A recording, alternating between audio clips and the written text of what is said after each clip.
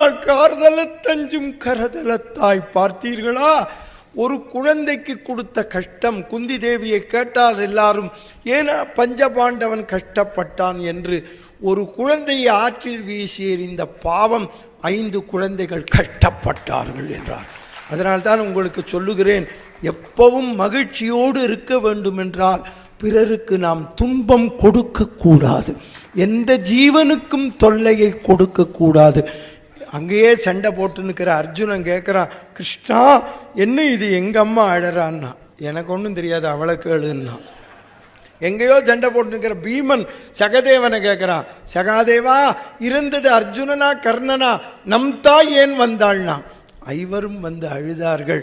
அர்ஜுனன் சொல்கிறான் கிருஷ்ணனை பார்த்து, என் அண்ணனை நானே கொன்னுட்டேன், உன்னால் வந்தவனேன்னா. திருப்பிடுவான் இந்த சமுதாயத்தில், தெரிஞ்சுக்கோங்க.